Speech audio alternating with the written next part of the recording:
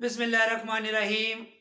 अस्सलाम वालेकुम dear students, आज हम डिस्कस करेंगे कार्बोक्सिलिक एसिड्स के रिएक्शंस का जो बी टाइप थी, जिसमें हमने कहा था कि जो सी ओ बॉन्ड ब्रेक होता है, जिसको हमने nucleophilic substitution reaction with respect to carboxylic acid हमने बात की थी। तो आज उसमें हम जो है वो पहले हमने पढ़ा था एसिड हैलाइड फॉर्मेशन। आज हम डिस्कस करेंगे एसिड अमाइड फॉर्मेशन। तो अमाइड फॉर्मेशन हम डिस्कस करेंगे। अमाइड क्या होते हैं? अगर हम ये OH जो है इसको NH2 से रिप्लेस कर दें तो हासिल होने वाले कंपाउंड को डेरिवेटिव ऑफ कार्बोक्सिलिक एसिड कहेंगे। जो पहला था एसिड हैलाइड, वो भी था डेरिवेटिव ऑफ कार्बोक्सिलिक एसिड, और ये एसिड अमाइड जो है ये भी क्या कहलाएगा? Derivative of carboxylic acid. तो बहुत ही आसान मेथड है। अगर हम इसको पहले डायरेक्ट स्टेप में देखते हैं, फिर इसका मैकेनिज्म देखते हैं। ये कार्बोक्सिलिक एसिड है, इसको अमोनिया से हम ट्रीट करेंगे, और अमोनिया आपको पता है बेस है। तो बेस है, बेस होती है प्रोटॉन एक्सेप्टर, एसिड होता है प्रोटॉन डोनर। तो ये प्रोटॉन डोनेट करेगा, ये एक्सेप्ट करेगा, तो ये बन जाएगा अमोनियम आयन NH4 पॉजिटिव। फिर इस O नेगेटिव के साथ ही वो अटैच हो जाएगा, तो ये ammonium salt of carboxylic acid बन जाएगा, जैसे ammonium sodium salt of carboxylic acid हमने लास्ट टाइम बनाया था। तो ये प्रोटॉन पहले इसके पास जाएगा अमोनियम, फिर अमोनियम इसी O नेगेटिव के कार्बोक्सिलेट आयन से मिल जाएगा, तो ये ammonium salt of carboxylic acid बन जाएगा। फिर अगले स्टेप में देखिए हम क्या करेंगे, इसको 215 डिग्री सेंटीग्रेड पे हीट करेंगे। तो यहां से N जो NH2 इधर ही रहेगा, और ये ऑक्सीजन और दो हाइड्रोजन, चार हाइड्रोजन है ना, दो हाइड्रोजन और एक ऑक्सीजन मिलके क्या बना देंगे? वाटर। और पीछे बचेगा NH2, वो वहीं पे रहेगा। तो ये आपके पास जो प्रोडक्ट असल हुई है, इसको क्या बोलेंगे? Acid amide. इसकी आप स्पेसिफिक एग्जांपल देखें, तो अगर हम इसको डायरेक्ट लिखना चाहें तो आप डायरेक्ट भी लिख सकते हैं। ये एसिटिक एसिड का मॉलिक्यूल मैंने लिखा है। अमोनिया को आप इस तरह लिखें, NH2 को अलग लिख लें, हाइड्रोजन को आप अलग लिख लें। तो इस तरह आपको समझने में डायरेक्ट स्टेप में, सिंगल स्टेप में भी आप इसको लिख सकते हैं, अगर कन्वर्जन आती है तो यहां से क्या होगा आप देख सकते हैं कि ये OH और ये H क्या बनेगा? वाटर। और ये NH2 जो है नेगेटिव पोर्शन इस इलेक्ट्रोफिलिक कार्बन के साथ अटैच हो जाएगा, तो ये एसिड अमाइड बन जाएगा, या इसको एथन अमाइड कहते हैं, क्योंकि इथेन जो है ये दो कार्बन को इथेन कहते हैं। इथेन के ई को हटा के हम अमाइड लगा देंगे तो एथन अमाइड भी कहते हैं इसको, और एसिड अमाइड इसका कॉमन नेम है, वो भी कहते हैं। इसी तरह इसको साथ हीट भी करेंगे। तो ये डायरेक्ट स्टेप में, ये दो स्टेप में भी आप लिख सकते हैं। अगर दो स्टेप में इसी को लिखें तो यहाँ पे पहले अमोनियम एसीटेट आ जाएगा, फिर अगले स्टेप में उसको हीट करेंगे तो एसिड अमाइड बन जाएगा। तो ये है बेंजोइक एसिड, ये भी याद रख लेंगे। इसके साथ अगर करना हो तो क्या लिखेंगे? सेम उसी तरह अमोनिया यहाँ पे लिखा है मैंने, तो यहाँ पे क्या होगा? OH और ये H क्या बन जाएगा? वाटर। सेम उसी तरह ऊपर की तरह। और ये NH2 जो है न्यूक्लियोफाइल इस इलेक्ट्रोफिलिक कार्बन के साथ अटैच हो जाएगा, तो इसको बोलते हैं बेंजामाइड। तो ये सिंपल डायरेक्ट स्टेप में भी कर सकते हैं और दो स्टेप्स में भी इसको कर सकते हैं। अब हम डिस्कस करेंगे इसका मैकेनिज्म। पहले आप इसका स्क्रीनशॉट ले लें, बहुत ही आसान है, इसमें कोई मुश्किल बात नहीं है। अब इसका मैकेनिज्म हम डिस्कस करेंगे, बहुत ही आसान मैकेनिज्म है। इसको आपके सामने लिखा हुआ है, ये एसिटिक एसिड का मॉलिक्यूल है, ये अमोनिया का मॉलिक्यूल है। तो यहाँ पे आपको पता है ये कार्बन पार्शियल पॉजिटिव और ये oxygen partial negative due to difference of electronegativity. हमने कार्बोनाइल कंपाउंड्स एल्डिहाइड कीटोन में भी ये बात पढ़ी थी। और ये न्यूक्लियोफाइल है, क्योंकि इसके पास लोन पेयर है। लोन पेयर जिसके पास हो या नेगेटिव चार्ज किसी के पास हो, तो वो न्यूक्लियोफाइल के तौर पर एक्ट कर सकता है। तो क्या होगा? पहला स्टेप बहुत ही आसान है। पहला स्टेप है attack of ammonia on electrophilic carbon atom. जब ये नाइट्रोजन इस इलेक्ट्रोफिलिक कार्बन पे अटैक करेगा तो अपना लोन पे इसको डोनेट करेगा, तो कार्बन के चार बॉन्ड तो ऑलरेडी हैं, 1 2 3 4, तो ये पांचवा बॉन्ड हो जाएगा। आपको पता है पांचवा बॉन्ड नहीं हो सकता, तो ये बॉन्ड आपको ऊपर शिफ्ट करना पड़ता है। जिस वजह से ये बॉन्ड ऊपर शिफ्ट होगा तो इस पर क्या चार्ज आ जाएगा? नेगेटिव। और इस OH को मैंने नीचे की तरफ लिख दिया है समझाने के लिए आपको, और ये NH3 को डायरेक्ट इसके ऊपर अटैक करवा दिया है, इसके साथ डायरेक्ट लिंक अप कर दिया है। अब आपको पता है कि जब नाइट्रोजन अपने 3 बॉन्ड बनाता है तो वो न्यूट्रल होता है।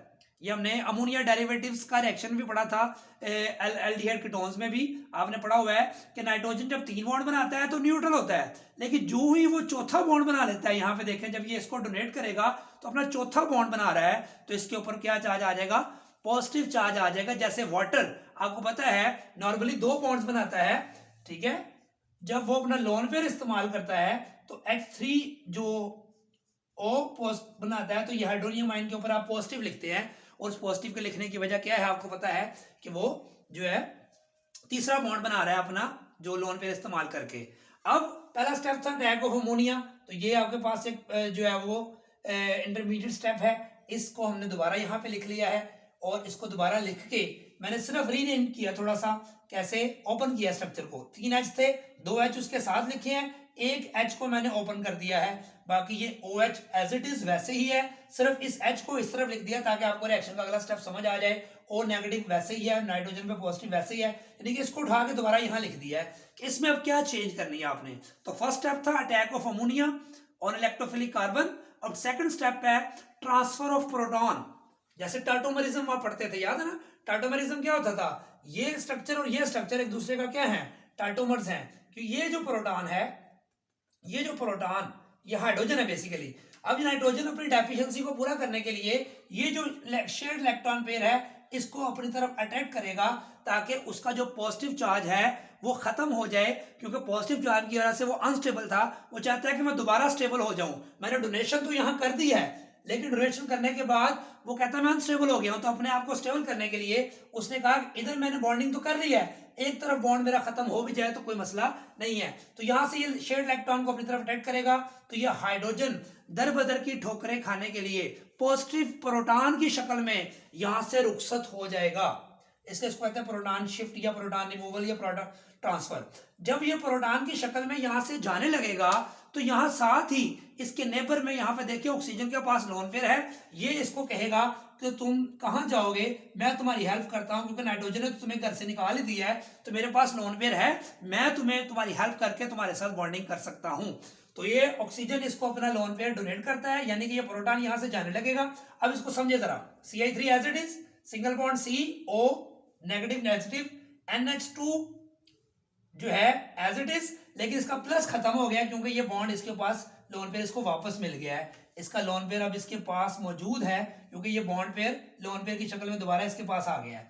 अब ये प्रोटॉन यहां से जाने लगेगा प्लस की फॉर्म में, तो ये इसके साथ बॉन्डिंग कर लेगा, देखें ये OH बॉन्ड बन गया।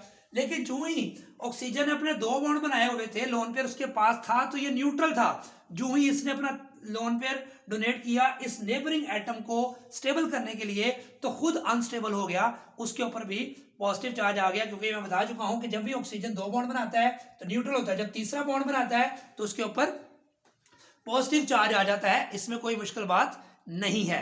अब ये आप देख लें कि 3 बॉन्ड है, इस पर पॉजिटिव है। अब फिर वही सूरत हाल कि जब नाइट्रोजन ने यहाँ लोन पेयर डोनेट किया था तो उसमें पॉजिटिव चार्ज आया, उस पॉजिटिव चार्ज को खत्म करने के लिए उसने इस हाइड्रोजन को निकाला। सेम यहाँ पर भी यह क्या होगा, अब ऑक्सीजन के ऊपर पॉजिटिव चार्ज है, अब कहता है कि मैं हाइड्रोजन को मैंने निकालना ही था दोबारा, तो मैं यहां से लेता ही क्यों।